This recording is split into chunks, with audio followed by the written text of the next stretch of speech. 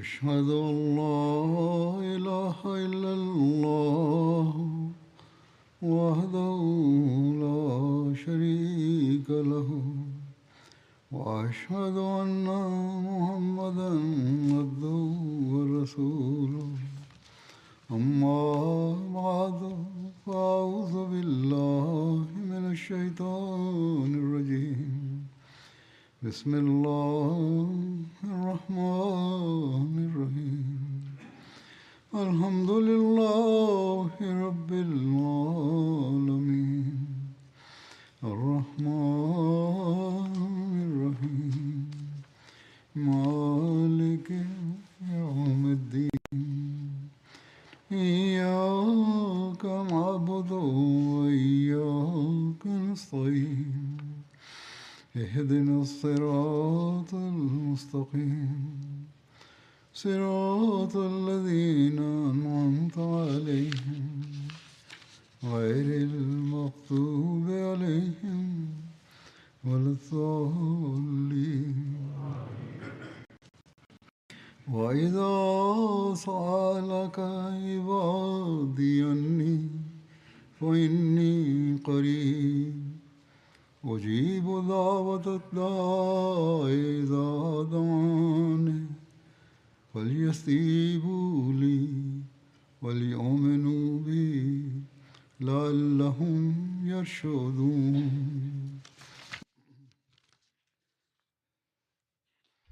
After reciting the Tashahhud, Ta'awuz and Surah Al-Fatiha, Hazrat Khalifatul Masih V, Ayyadahullah Ta'ala binasrihil Aziz, recited verse 187 of Surah Al-Baqarah and stated, Allah the Almighty states, "And when my servants ask thee about me, say, I am near. I answer the prayer of the supplicant when he prays to me. So they should hearken to me and believe in me, that they may follow the right way." As the month of Ramadan begins, the immediate thought that arises in one's heart is to pay more attention towards prayers.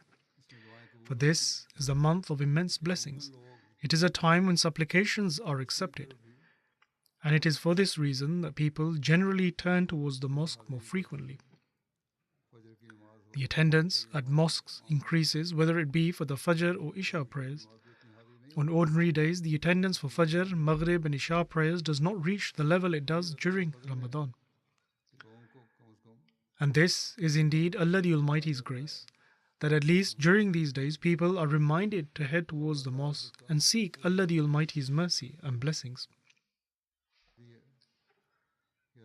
One of the reasons for this is that Allah the Almighty states that during the days of Ramadan, He closes the doors of hell and shackles Satan and opens the doors of His paradise.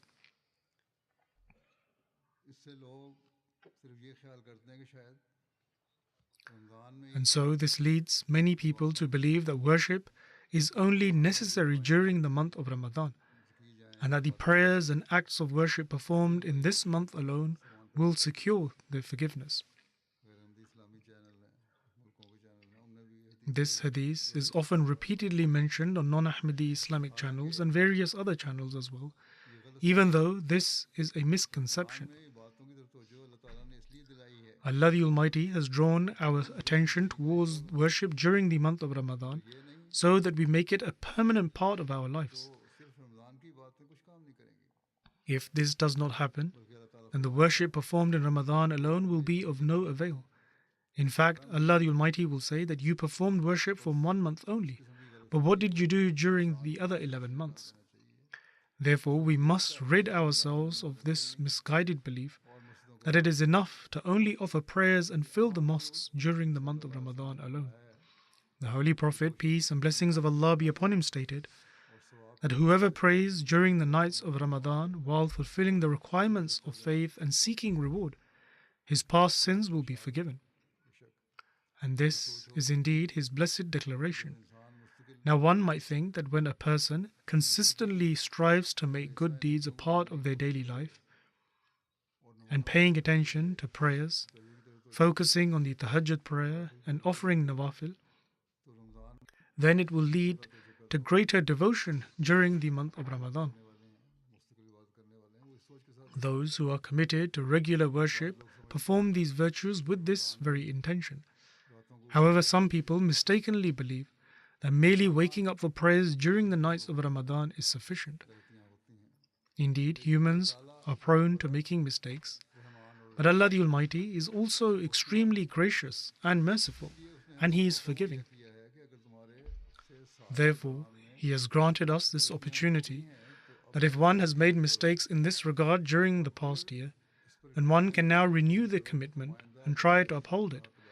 That going forward they will fulfill the rights of worshipping Allah the Almighty, and they will perform all those virtuous deeds which Allah the Almighty has commanded them to perform. Therefore, a Muslim must especially remember that the worship prescribed by Allah the Almighty during the month of Ramadan is meant to instill true guidance within them. And true guidance, i.e. rushd, is not something to be developed for just 1 month.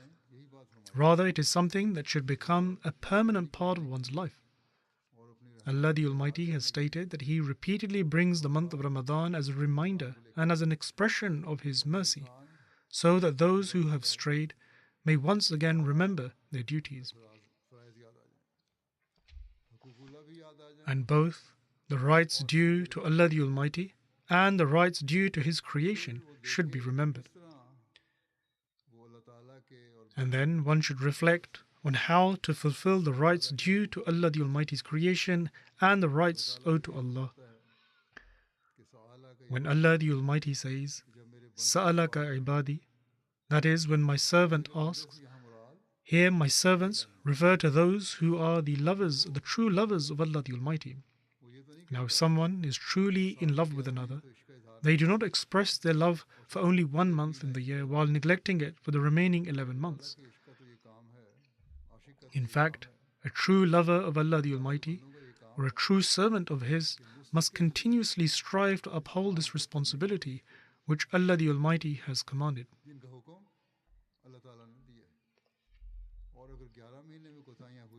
And if there have been shortcomings in the past 11 months, then one should make a special effort during these days to compensate for them and ensure that such shortcomings do not occur again.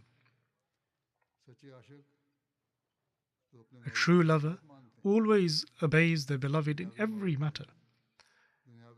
In worldly love, people become attached to others who may have many flaws, and such relationships can sometimes bring harm or at the very least fail to provide any true or real benefit.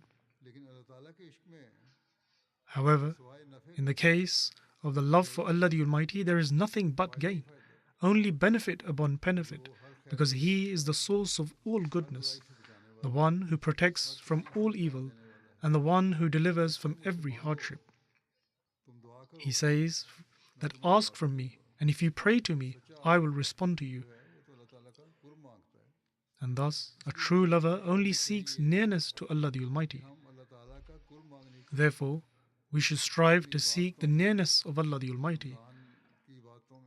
In our worship during the month of Ramadan, we should not only ask for worldly benefits, but also pray to attain closeness to our Beloved. We should supplicate to Allah the Almighty, asking Him to grant us His nearness and the ability to offer prayers which are granted His acceptance, and the blessing of His communion, and the acceptance of our fasts.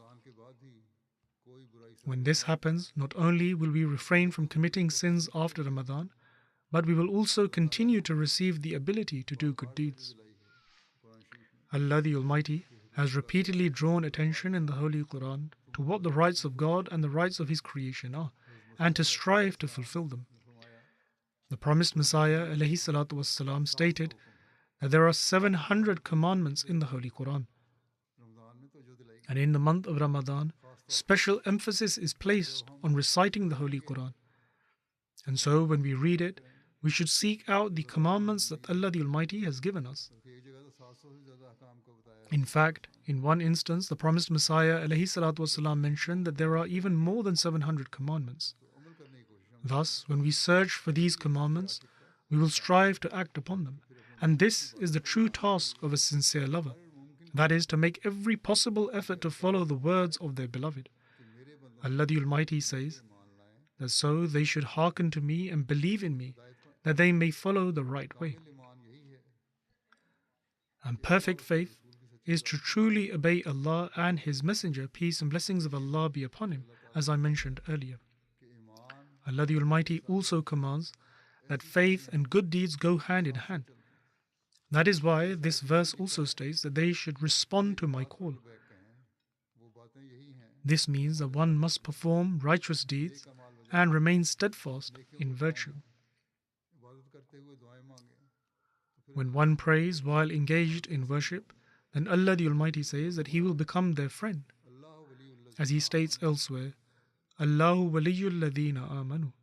That is, Allah is the friend of those who believe. When Allah the Almighty becomes a person's friend, then their faith and connection with Him will continue to grant them His nearness. Moreover, this nearness will continue to increase and one will continue to progress in it. This closeness or nearness is not something that remains stagnant. In fact, He will also listen to their prayers. Therefore, during the month of Ramadan, we must strive to attain this level of nearness to Allah the Almighty. We must also reflect on the fact that if, after the month of Ramadan, we regress from this state, and if we fail to do justice to our worship as we did during Ramadan, and do not continue our efforts to attain Allah's closeness, then how can we expect Allah to remain our friend?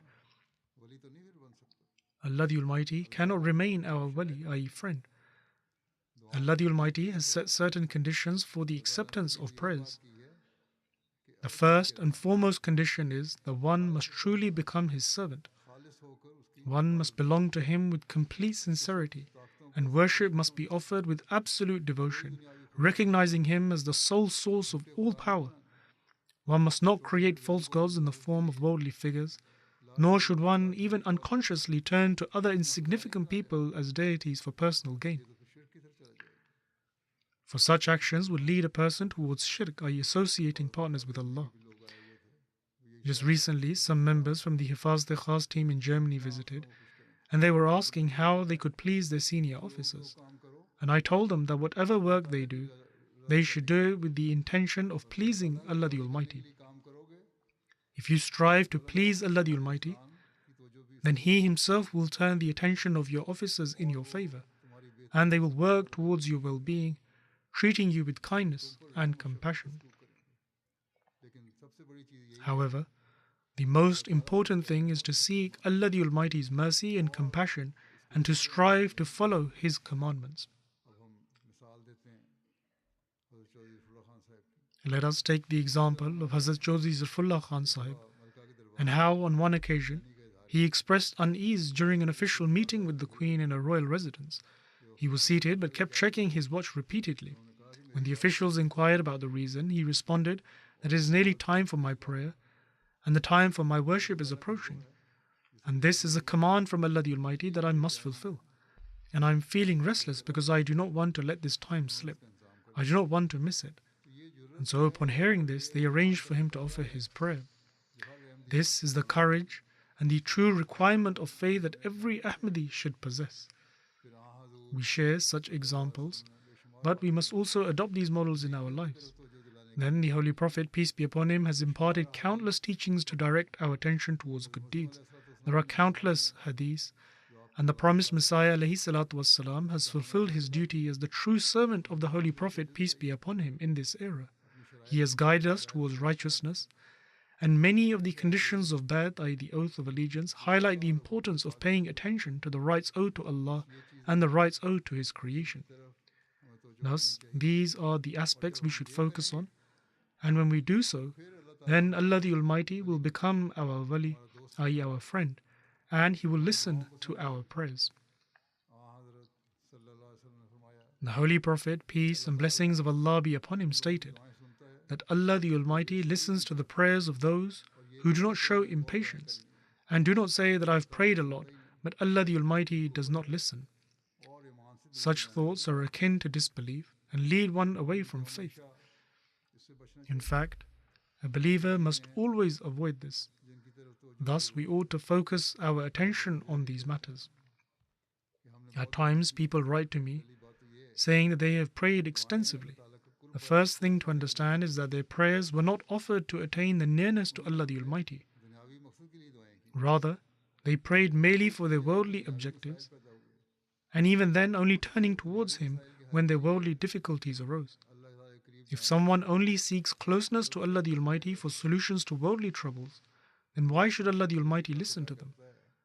A true friend is one who fulfills the rights of friendship even during times of ease. Such a friend listens, respects, and adheres to his friend's words, and then he is also heard.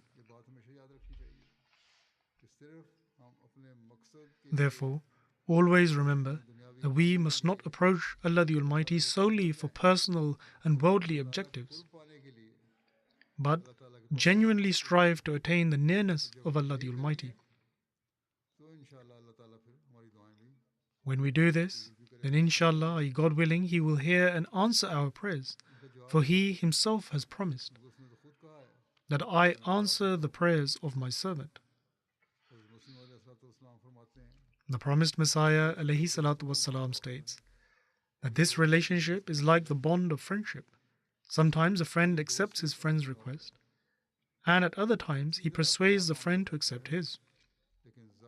God interacts with us similarly, even when it appears that God rejects a believer's prayer. In fact, this rejection is ultimately for the believer's own good. This is the essence of what the promised Messiah ﷺ has stated. When one says that I prayed, in fact, first their prayers were offered solely when worldly needs arose, and such a person has not offered prayers for the sake of their faith or an its betterment, or for achieving closeness to Allah the Almighty. And if this pertains to a true believer, who on occasion experiences that his prayers were not answered, then as the promised Messiah ﷺ stated, that this relationship is like the bond of friendship. At times a request is accepted, and at times it is not. And in cases where he does not accept a prayer, Allah the Almighty arranges something far better in return for His friend. He recompenses through alternative means for what he does not accept. At another instance, the promised Messiah ﷺ states that when a servant of God inquires about him, seeking proof of his existence, the answer is simple. That is, I am very near. That is, there is no need for grand arguments. My existence can be comprehended by a means that is well within reach. That is, my existence can very easily be proven. And the proof is that when a supplicant calls upon me, I hear him and I grant him glad tidings of success through divine revelation. Thus, he becomes firmly convinced not only of my existence, but also of my omnipotence. When Allah the Almighty listens, He responds as well. The Review of Religions has been holding the God Summit for many years now. They have held it from time to time, and it also took place this year as well. In this program, people have shared accounts of how Allah the Almighty accepted their prayers, and how through the acceptance of their prayers, they became convinced about the existence of Allah the Almighty. However, there is one condition, as the promised Messiah ﷺ states, that people must first adopt righteousness and a longing for God, so that He hears their call. Allah the Almighty states that we must develop righteousness and a yearning for God, so that He may hear us. The promised Messiah ﷺ states that Allah the Almighty instructs us to first develop righteousness and a longing for God, and then He will listen to us. He will not listen unconditionally. Thus, we must develop this state of righteousness and yearning for God to enable our voices to reach Allah the Almighty. The promised Messiah ﷺ, elaborating on this verse, that they must believe in me, states, before attaining perfect understanding, they must attest that God exists and that He is the possessor of all powers. For those who believe are granted true understanding, that is, irfan.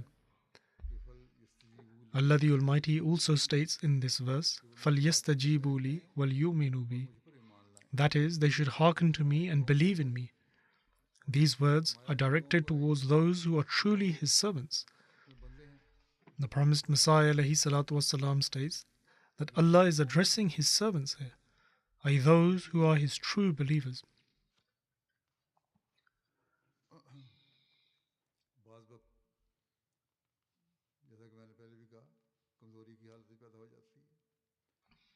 As I mentioned earlier, that even if at times weakness arises, believers must strive to strengthen their faith by seeking closeness to Allah the Almighty.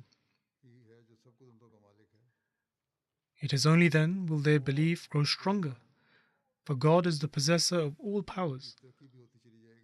And so, seeing His servant striving to approach Him, God Almighty Himself nurtures the believer's faith. Then the promised Messiah ﷺ stated that such a believer is granted true understanding, i.e. irfan.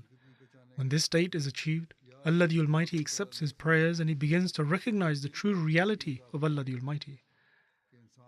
And in the case that Allah the Almighty does not accept a prayer, He grants the heart such comfort that a person will never come to the conclusion that God did not hear him.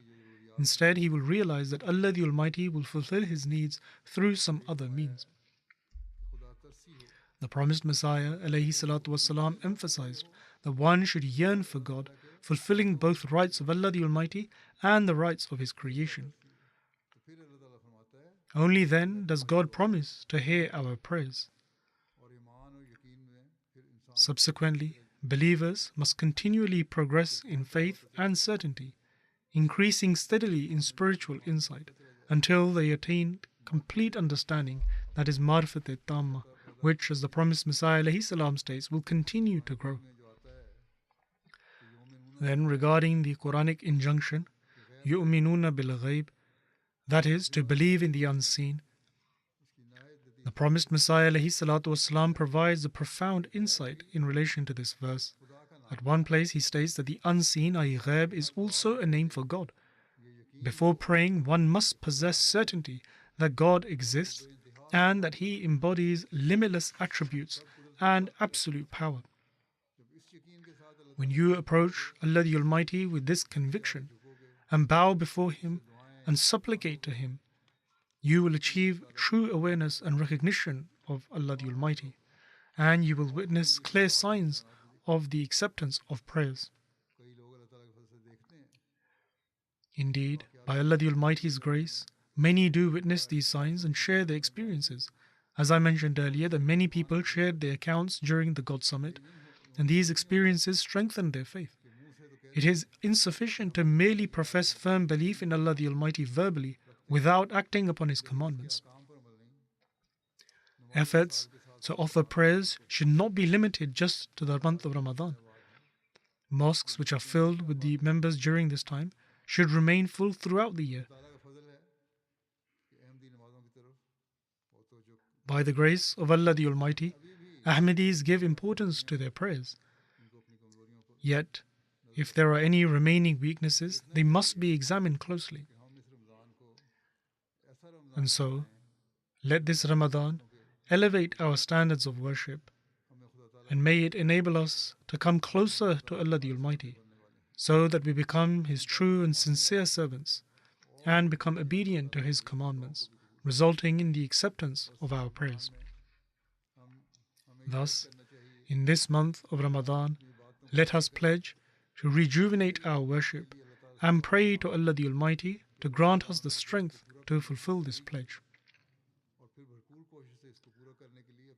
And let us invest all our strength in realizing it.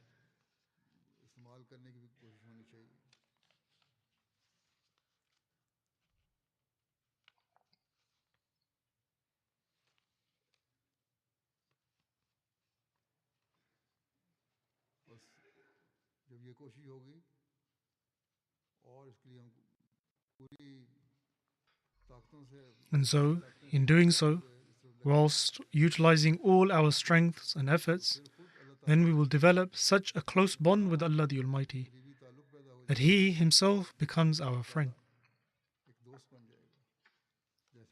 Indeed, Allah the Almighty has promised that I become the friend, i.e. wali, of those who follow my commandments. There is a narration in which Hazrat Ibn Umar relates that the Holy Prophet, peace and blessings of Allah be upon him, stated that for whomever among you the gate of prayer is opened, it is as though the doors of mercy have been opened for him. And of the things to seek from Allah the Almighty, the most beloved thing to ask is for peace and well-being. The Holy Prophet, peace and blessings of Allah be upon him, also stated that prayer is beneficial against the tribulation that has already descended, and also against the tribulation that is yet to come. Thus, O servants of Allah, it is incumbent upon you to hold fast to prayer. Afflictions and hardships do not occur only during the days of Ramadan. In fact, they arise at various times. Therefore, Allah the Almighty states that you should not limit your prayers to these days alone, nor should you pray only when you are in need and wish to ward off calamities. In fact, the Holy Prophet, peace and blessings of Allah be upon him, stated that supplication also serves to protect against those difficulties that have not yet come, but may arise at any time. Hence, you should remain constantly engaged in prayer and strive to enter the refuge of Allah the Almighty.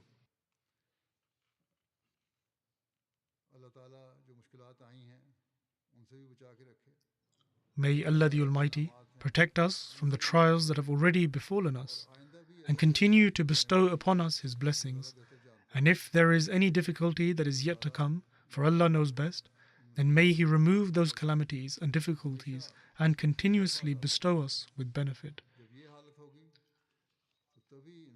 Only when a person reaches this state can he be called a true believer, one whom Allah the Almighty has included among the category of believers. Thus, when you seek the paths of righteousness and virtue from Allah the Almighty in your prayers, the Holy Prophet, peace and blessings of Allah be upon him, stated that the means will come about to protect you from past tribulations, and you will also be safeguarded in the future. Thus, in order to open the doors of mercy, we must bring about such a permanent transformation in our lives that our connection with Allah the Almighty remains firm, and we continue to seek His grace in times of joy and sorrow, ease and hardship alike.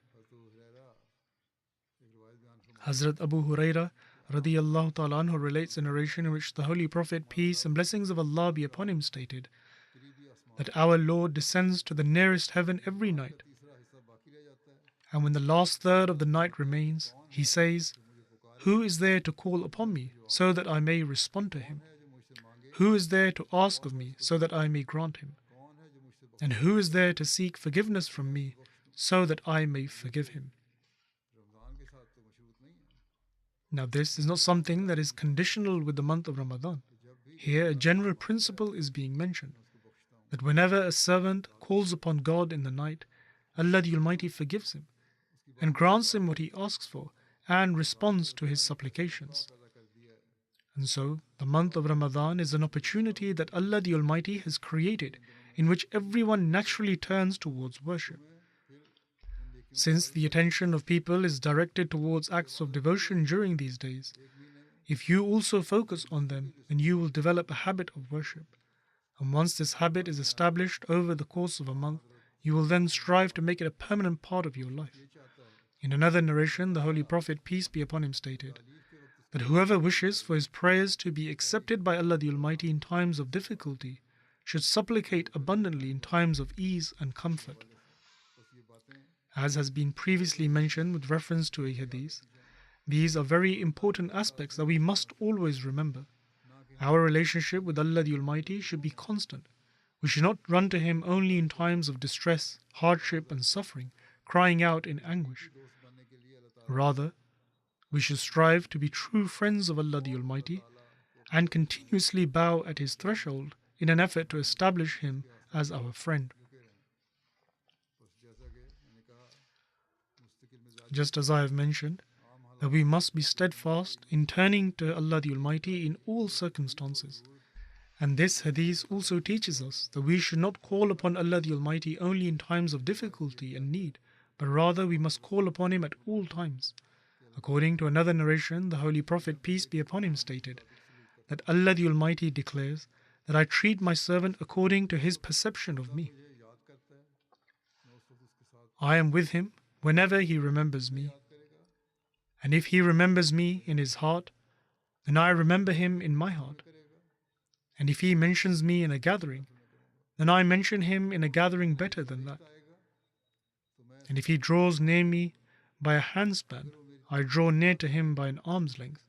And if he comes towards me by an arm's length, then I come towards him by 2 arms' length.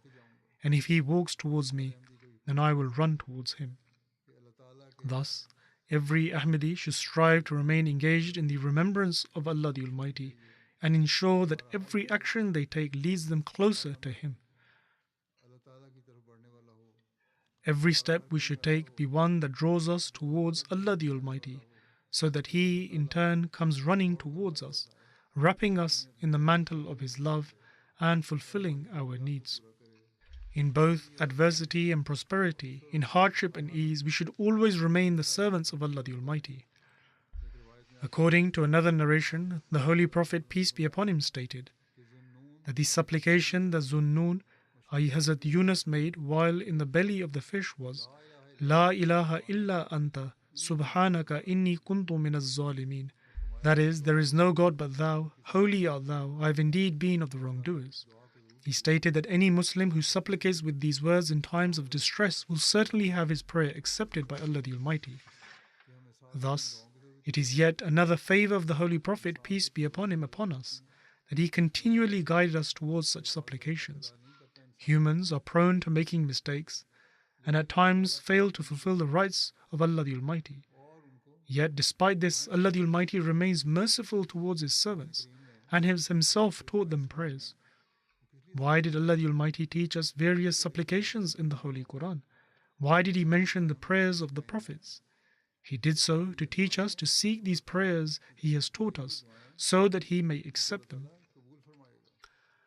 However, the key point remains that we must first fulfill our obligations towards Allah the Almighty.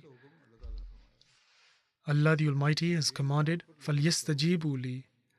That is, one must hearken to my call, hear my word, and to rejuvenate your faith. Thus, we can evaluate our own condition to determine to what extent we are obeying the Allah the Almighty's commandments. Explaining the supplication of Hazrat Yunus alayhi salam, which I just read out, the promised Messiah alayhi salam states, this teaches us that Allah the Almighty can change destiny. Crying before Him and offering alms, as was the case with the people of Hazrat Yunus, as mentioned in this incident, can even overturn an already decreed punishment. In other words, even when a judgment has been passed and a sentence has been pronounced, prayer can still avert it. Some people question, as I've mentioned before, that if Allah the Almighty has already decreed something and He knows what is to come, then what is the need for us to pray? Why should we strive for righteousness? The promised Messiah alayhi salam says that Allah the Almighty has taught us this prayer, and by narrating this incident of Hazrat Yunus alayhi salam, He has provided proof which demonstrates that He can alter His own decrees. If you truly weep before Him and establish a sincere relationship with Him and engage in virtuous deeds, avoid sin, and prostrate at His threshold with heartfelt supplication, then the promised Messiah alayhi salam says that I wish to help you understand that those who pray when calamity descends, seek forgiveness and give charity, are shown mercy by Allah the Almighty, and He saves them from divine punishment. The promised Messiah alayhi salam has stated that when afflictions descend, God Almighty is so benevolent that even then He can save a person, so long as their prayers are offered earnestly with a sincere heart, and one truly seeks forgiveness. The promised Messiah alayhi salam states, do not listen to my words as though they are mere tales.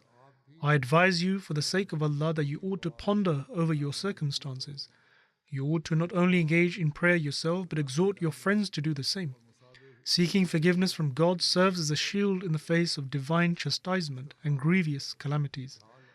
One should seek forgiveness constantly, for it is a shield for a person. If one seeks forgiveness, then Allah the Almighty will save them.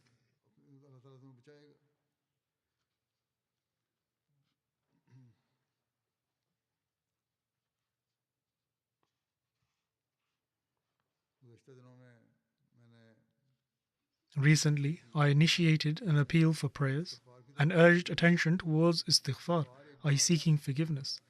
Istighfar is a shield, and the promised Messiah ﷺ states, in the Holy Quran, Allah the Exalted states, مَا كَانَ اللَّهُ مُعَذِّبَهُمْ وَهُمْ يَسْتَغْفِرُونَ,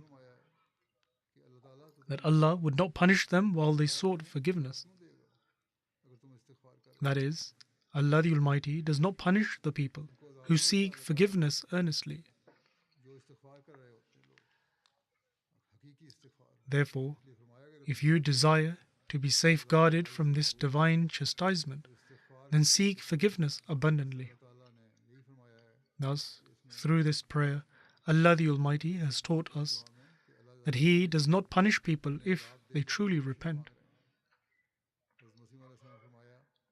Elaborating on this point, the promised Messiah ﷺ states, therefore, if you wish to be safeguarded against this divine chastisement, then seek forgiveness abundantly. In a narration, the Holy Prophet, peace and blessings of Allah be upon him, has stated that Allah the Almighty is extremely modest, benevolent and generous. When a servant of his raises both hands in supplication, he feels too shy to return him empty and disappointed. In other words, God does not reject a prayer that is offered with full sincerity of heart and instead grants it acceptance. Therefore, all of us who pray to Allah the Almighty must do so with a sincere heart.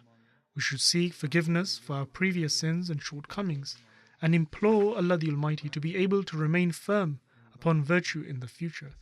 Then we must strive to uphold this and strive to do this in Ramadan and pray for it continuously and try to remain established on this after Ramadan as well. Then see how Allah the Almighty rushes to our side and takes us in His arms.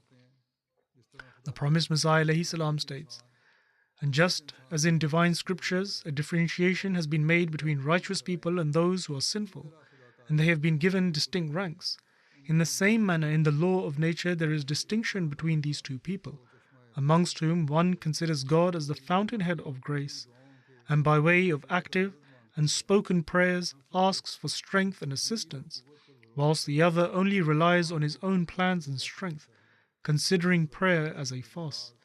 Moreover, he remains careless and conceited towards God.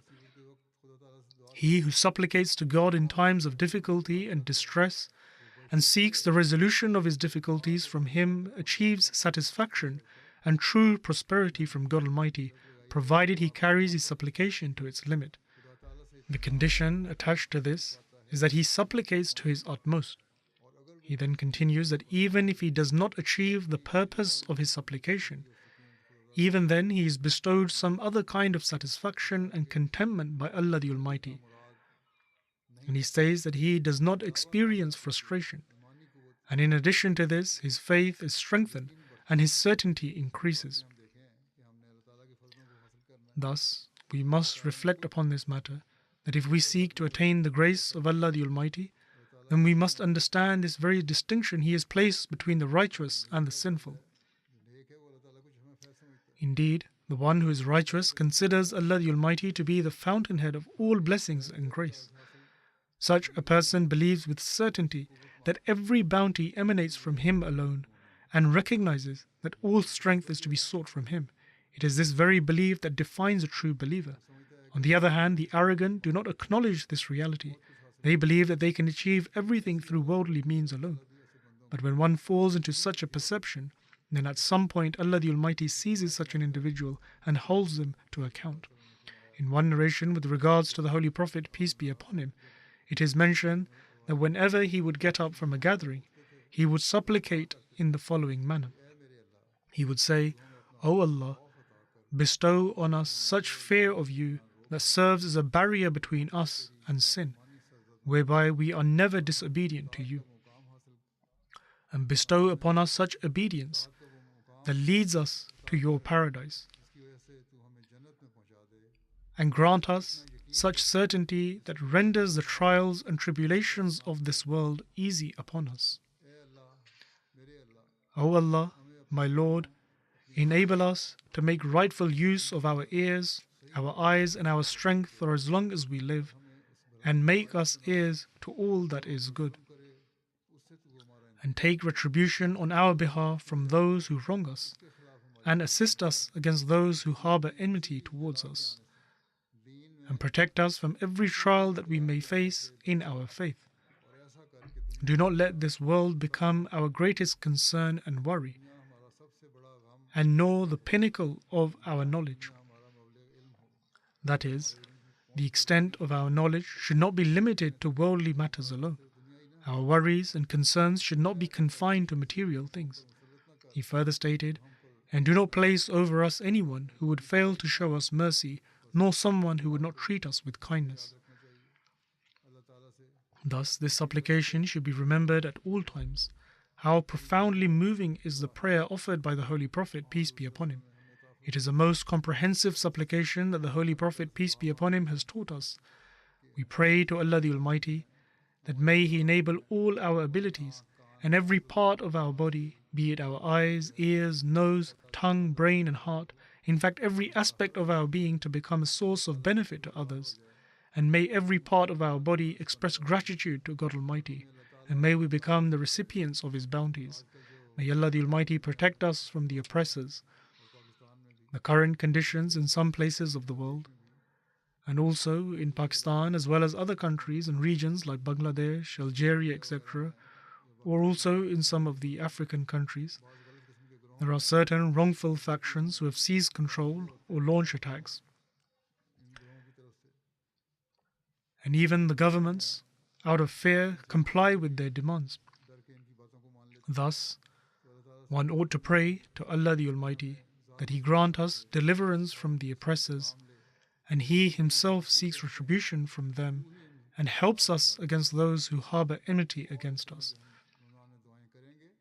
When we will pray in this manner in Ramadan, then God Almighty shall bring about a revolutionary change, and then we shall witness that whether it is a cleric, a Maulvi, or a powerful individual in Pakistan, or any other powerful individual belonging to any government, they will not be able to cause us any harm. If we sincerely prostrate before Allah the Almighty, He shall indeed grant us His help and do true justice of becoming a wali and a true friend. The promised Messiah ﷺ states, "The shortest path to drawing divine blessings is prayer." In order for prayer to be offered perfectly, there are certain prerequisites in that it ought to contain fervency, deep anguish, and intense supplication. It requires humility and restlessness so that one can develop that state of anguish. He continues, "The prayer offered with humility, anguish, and distress is the one that draws the blessings of Allah the Almighty, and through its acceptance enables one to reach their actual purpose. However, the difficulty is that even this cannot be achieved without the blessings of God. The remedy for this is for one to persist in their supplications. Irrespective of how despondent or devoid of enthusiasm one feels, one should not become weary of prayer. Whether one experiences delight in prayer or not, they should not give up, and instead they ought to pray that, 'O Allah, we have nobody except You and cannot turn to anyone else. I cannot turn to anyone, and nor will I. I shall remain at Your threshold, and my heart will not find comfort until You accept my supplications." The promised Messiah ﷺ states, "Even if one has to initially act artificially or unnaturally, one must continue to pray, because a time will come when that prayer offered with artificiality and apparent exertion will take on the form of true prayer." The promised Messiah ﷺ states, "In order to partake in true and pristine supplication, one needs to supplicate for that too. Many people pray, but they soon give up and claim that nothing was accomplished. My advice to such people is that there is blessing in the sifting of this dust, as eventually one's ultimate objective will be attained. The objective one seeks, i.e. the pearl that is to be gained, is attained only through this very practice. Just as those who seek gold through the traditional methods know well as they sit by the river banks, sifting through the soil with sieves, tirelessly sifting kilograms, even many mun, a unit of measurement equivalent of 40 kilograms of soil, and thereafter they do find a small piece of gold, perhaps a mere tola, i.e. 11 grams, or even less, and become joyful over it. They spend many days in this very process to achieve this. In the same manner, if one continues to remain prostrated before Allah the Almighty, they will eventually attain the blessings. The promised Messiah ﷺ states, eventually one is able to attain the ultimate objective. There comes a time when one's heart becomes fully aligned with the tongue, and then the humility and fervency, which are the prerequisites of prayer, begin to manifest. To develop fervency is extremely vital. The promised Messiah states, one who rises during the night, regardless of how much a lack of concentration they have, even if there is inattentiveness, impatience, and one offers their prayer in a hastily fashion, yet even in this condition, if one supplicates that, O my Allah, my heart is in your hands, thus purified, then even whilst feeling a sense of spiritual constriction in one's heart, if one seeks spiritual expansion and relief from Allah the Almighty, they will be granted it. Even from the state of disinterest, Allah the Almighty can bring about a state whereby one begins to increase in their focus and removes the obstacles in the heart and develops a state of fervency. And the feeling of constriction will release, and not only will one be drawn to the need for prayer, but supplications will begin to pour out from the heart itself. The promised Messiah ﷺ states, this is the moment wherein prayers are granted acceptance. When one is in such a state, it is understood that the time for the acceptance of prayer has arrived. In such a moment, one will witness that the soul flows at the threshold of the divine, like water descending from above. Thus, in such a moment whereby one develops great fervency, and then one continues in their efforts, Allah the Almighty then instills a state of fervency, and it is then that their prayers begin to be granted acceptance. The promised Messiah ﷺ further states, the God to whom I invite is very gracious, merciful, modest, true, and faithful. He bestows His mercy on the humble ones. Thus you too should be faithful and pray with all sincerity and faith so that He may bestow His mercy upon you. Disassociate yourselves from the commotion of the world and do not give religious complexion to your egoistic disputes. Accept defeat for the sake of God so that you may become heirs to great victories. The promised Messiah ﷺ further states, you have to protect yourself from even the small worldly issues. In order to draw closer to Allah the Almighty, one must distance themselves from such things. One would have to pay attention towards fulfilling the rights of others, and attention must also be given to fulfilling the rights of one's close relatives and friends. Only then will one's attention be drawn towards fulfilling the rights of Allah the Almighty, and it is then that one will begin to witness the signs of their prayers being accepted. The promised Messiah ﷺ further states, the first blessing of prayer is that it brings about a holy change in a person. For the acceptance of prayer, it is crucial that pious change takes place in a person. This pure change must not only occur during the month of Ramadan, but it should be a permanent transformation. It is only then that the effects of the acceptance of prayers will manifest in the individual. The promised Messiah ﷺ then states, as a consequence of this holy change, God also brings about a transformation in His attributes. His attributes are indeed immutable, but for such a transformed person, He shows a different manifestation. It is not that the attributes of Allah the Almighty change. Rather, Allah brings His attributes of mercy and blessings into motion and bestows upon them on such an individual. The promised Messiah ﷺ states, the world knows nothing of this. When a person enters this state, it would seem as if he had become another God, whereas in fact there is no other God. The truth is that it is a new manifestation of His which portrays Him in an altogether different light. It is then that God, in honor of this special manifestation, does for the transformed one what He does not do for others. Those who say, if this is destined and it is bound to happen, then how can one's prayer be accepted? However, Allah the Almighty states that if one prays with true sincerity, then Allah the Almighty can change the destiny and His divine decrees. And what was destined for a poor outcome is transformed into one of righteousness and success. Thus, we ought to pay great attention towards prayers and make this Ramadan a Ramadan in which our prayers are granted acceptance, a Ramadan of bringing about pure change within ourselves, and then let this pure transformation become a permanent part of our lives. May Allah the Almighty grant us deliverance from our enemies, from all our opponents, and from all oppressors. May Allah the Almighty grant us the ability to make this Ramadan a means of bringing lasting and pure change into our lives. And may this transformation become a permanent part of our existence. May Allah the Almighty grant us the ability to do so.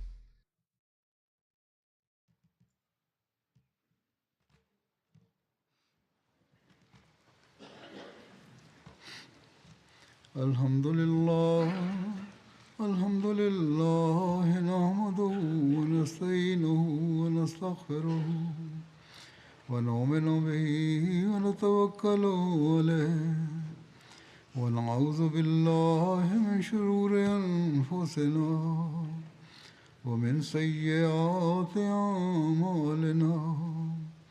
Man yahdihillahu fala mudilla lahu ومن يضلل فلا هادي له ونشهد أن لا إله إلا الله ونشهد أن محمدا عبده ورسوله عباد الله رحمكم الله إن الله يأمر بالعدل والإحسان وإيتاء ذي القربى وينهى عن الفحشاء والمنكر والبغي يعظكم لعلكم تذكرون اذكروا الله يذكركم وادعوه يستجب لكم ولذكر الله أكبر.